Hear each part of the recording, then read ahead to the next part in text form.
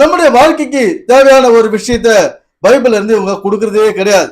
மணிக்கணக்கில் பிரசங்கம் பண்றாங்க, பெரிய லட்சம் கோடிகளை கட்டி கொட்டி பெரிய கூடாரங்களையும் கோபுரங்களையும் கட்டிக்கிறாங்க, வளைந்து ரவுண்ட் பில்டிங் எல்லாம் கட்டுறாங்க. ஆனாலும் மனிதனுக்கு பயன்படக்கூடிய ஒரு சின்ன விஷயத்தை கூட இவங்க வேதத்திலிருந்து சொல்றது கிடையாது.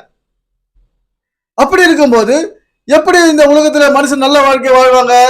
ஒரு பயனுள்ள வாழ்க்கை, ஒரு பணம் பற்றாக்குறை இல்லாத வாழ்க்கை, குடும்பத்துல பிரச்சனை இல்லாத வாழ்க்கை எப்படி வாழ முடியும்? இந்த வேதத்துல தான் எல்லாத்தையும் விஷயம் சொல்லிருக்குது. மனிதனுக்கு தேவையானது, வாழக்கூடிய வாழ்வாதாரம் என்னென்ன, எப்படி வாழணும்னு சொல்ற விஷயம் இந்த வாழ்வியல் புத்தகம் ஆகிய வேதத்துல சொல்லிருக்குது. இதெல்லாம் இவங்க சொல்றது இல்லையே, எப்படி நம்ம வாழறது? இவ்வளவு விஷயம் இந்த வேதத்துல மறைஞ்சிருக்குது. ஆனாலும் ஒருத்தரையும் சொல்றது கிடையாது. சண்டை, வீட்டு வீடு சண்டை, கணவன் மனைக்குள்ள சண்டை, பிரிவினை, நாட்டுக்கு நாடு சண்டை, இப்படியா போயிட்டு இருக்குது.